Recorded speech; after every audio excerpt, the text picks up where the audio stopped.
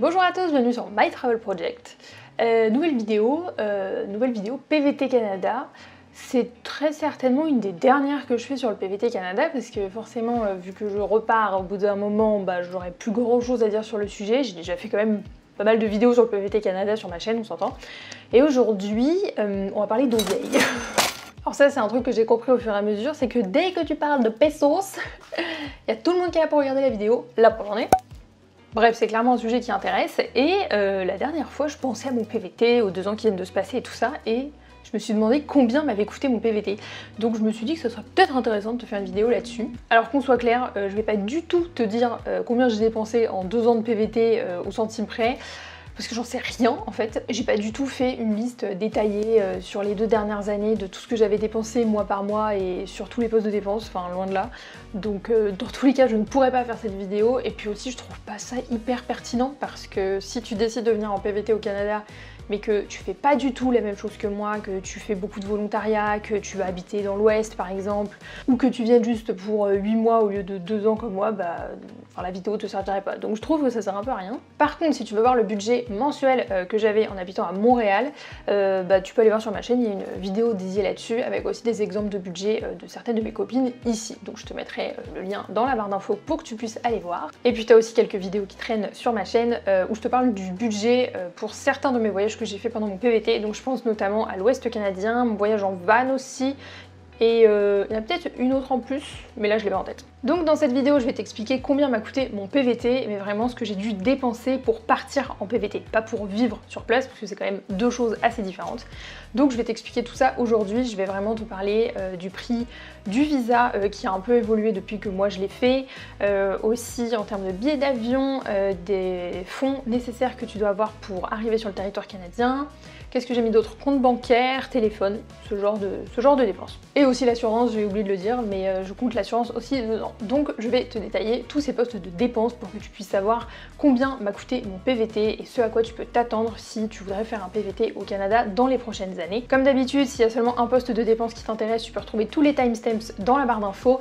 Et je tiens à préciser aussi, juste avant, s'il y a des Belges qui me regardent, que les dépenses que je vais donner, c'est pour 2 ans de PVT et non pas 1 an, comme pour le PVT qui est accordé aux Belges. Voilà. Alors tout d'abord, on va parler du nerf de la guerre, c'est-à-dire le visa, parce que sans visa, tu pars pas en PVT au Canada. Donc le prix du visa sur les dernières années a pas nécessairement évolué, mais il y a des frais qui ont été rajoutés. Je pense notamment aux frais des données biométriques que moi j'ai pas eu à faire, parce que j'ai eu mon PVT avant que les données biométriques soient mises en place. Mais comme maintenant c'est obligatoire, je les ai quand même intégrés dans cette vidéo. Donc déjà à partir du moment où tu es tiré au sort pour ton PVT et que du coup tu commences à faire la demande de permis de travail, tu vas devoir débourser 335 $ canadiens. Donc dans ces 335 $ canadiens, tu as tout d'abord 100 $ qui est en fait le prix du permis de travail, tu as aussi 150 $ qui sont les frais de participation à Expérience Internationale Canada, donc qui est le programme par lequel tu peux faire un PVT, et enfin tu as 85 $ qui sont alloués aux données biométriques que tu vas devoir faire si tu veux partir en PVT au Canada. Comme je disais juste avant, donc moi j'ai pas eu à les faire, mais comme c'est obligatoire, je préfère le rajouter dans cette vidéo histoire que tu sois au courant quoi.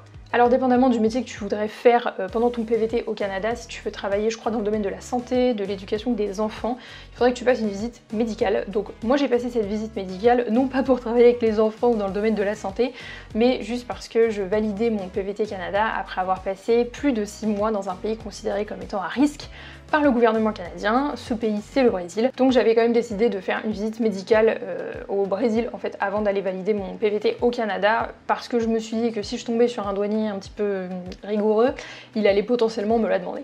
Donc j'ai fait cette visite médicale au Brésil et ça m'a coûté 160 $ canadiens. Je sais pas exactement combien coûte cette visite médicale si tu fais cette visite directement en France ou en Belgique, je te laisse regarder en ligne parce que je suppose que les tarifs évoluent aussi, mais dans mon cas ça m'a coûté l'équivalent de 160 $ canadiens. J'ai converti depuis les réals brésiliens parce que je vais pas commencer à mettre genre 25 devises en même temps dans cette vidéo.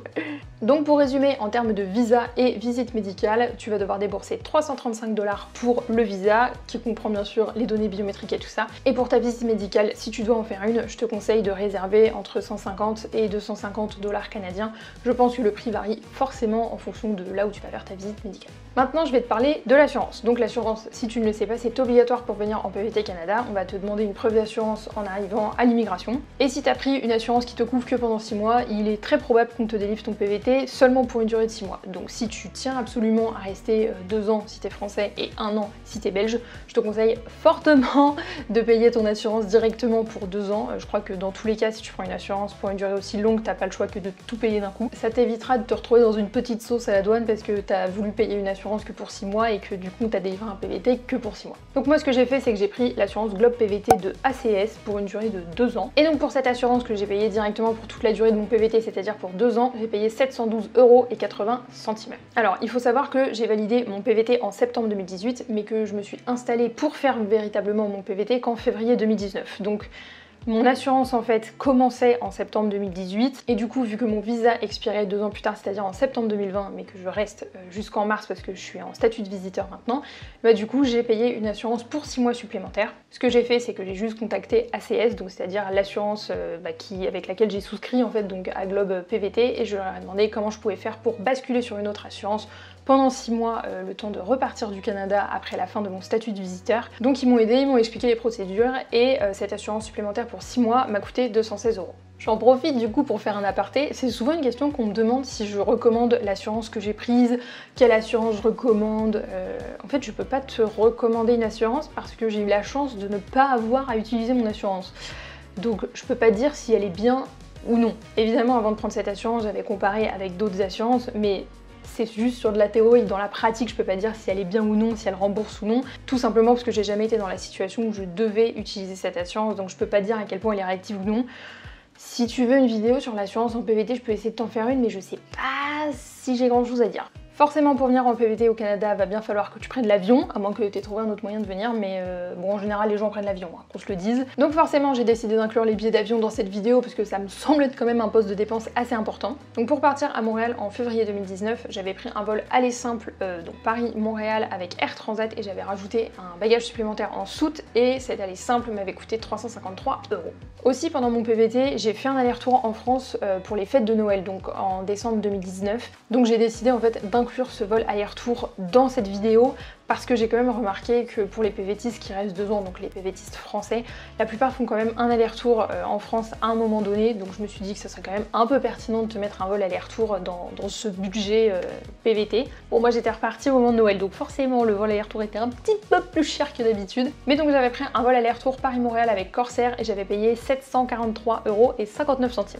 Et aussi forcément si comme moi tu décides de ne pas rester à la fin de ton PVT, eh bien il faudra bien prendre un vol retour. Et donc pour repartir j'ai pris un vol aller simple avec Air France, donc cette fois-ci Montréal-Paris, qui coûtait 513 $ canadiens, et j'ai encore une fois rajouté une valise supplémentaire en soute, ce qui me revient donc à 613 $ canadiens. Maintenant je vais te parler de 2 autres dépenses que tu vas très certainement faire quand tu vas arriver pour ton PVT Canada, c'est-à-dire l'ouverture d'un compte en banque et le téléphone. Alors j'avoue que le téléphone c'est pas nécessairement une dépense obligatoire dans le sens où il y a quand même pas mal de PVTistes qui décident de garder leur numéro français, ou je sais pas d'ailleurs pour les Belges, dites-moi en commentaire les Belges parce que j'en sais rien au niveau des forfaits belges, mais il y a quand même pas mal de PVTistes français pour le coup qui décident de garder leur numéro français ou de passer sur, je crois qu'il y a les forfaits SFR Red qui permettent en fait d'avoir toujours des données internet au Canada, et je crois qu'il y a un des forfaits Free Mobile aussi qui permet ça. Donc nécessairement le fait d'avoir un forfait téléphone canadien, c'est pas nécessairement une dépense que tout le monde va faire, mais je te dirais qu'il y a quand même la majorité qui le fait, juste parce que avoir un numéro de téléphone canadien c'est quand même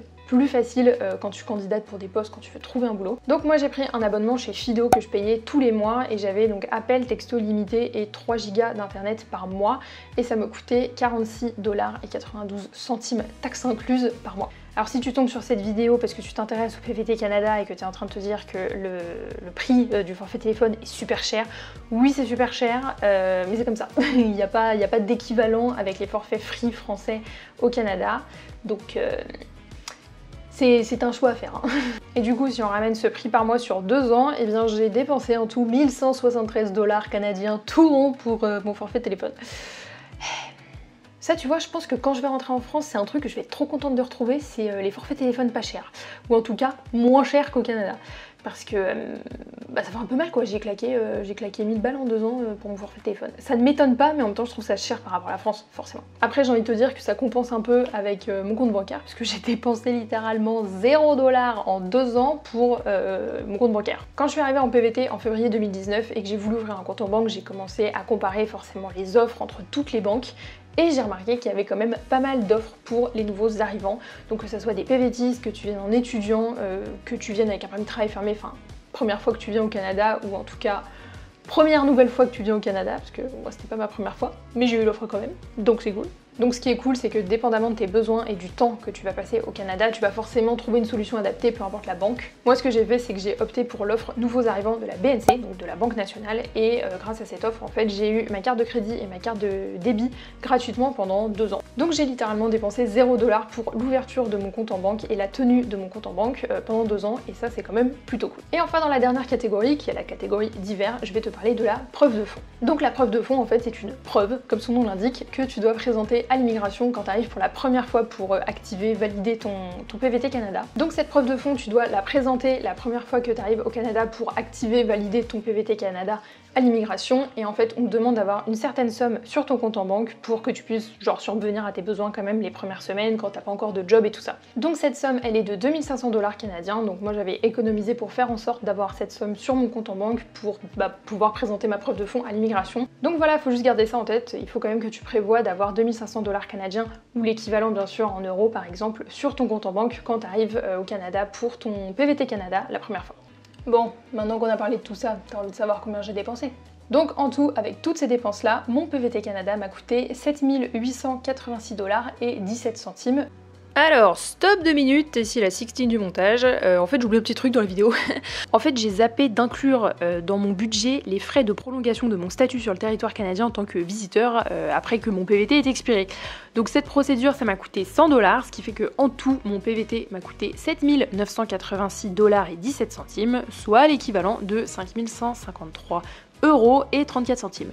Voilà, retour à la vidéo. Donc voilà, je sais pas trop si on peut dire que c'est cher ou pas cher par rapport à ces postes de dépenses là, parce qu'il y a des dépenses qui sont fixes dans tous les cas, genre le prix du visa, enfin tout le monde paye le même prix quoi. En tout cas, j'espère que ça aurait pu être informatif pour toi, pour que tu puisses un peu mieux comprendre les dépenses que tu vas devoir faire, que ça soit avant de partir en PVT au Canada ou pendant ton PVT Canada. Après évidemment que tu auras d'autres dépenses sur place si tu voyages pendant ton PVT, si tu t'installes dans une ville, il faudra même que tu payes ton loyer, tout ce genre de choses, mais je trouvais pas ça hyper pertinent dans cette vidéo. Mais si tu penses que j'ai oublié certains postes de dépenses, n'hésite pas à me les mettre dans les commentaires. Ou si d'ailleurs t'as fait le même exercice que moi, n'hésite pas à me dire dans les commentaires combien toi t'as coûté ton PVT Canada. En tout cas, j'espère que ça t'aura plu et que ça aura été informatif pour toi. Et nous on se retrouve bientôt dans une prochaine vidéo.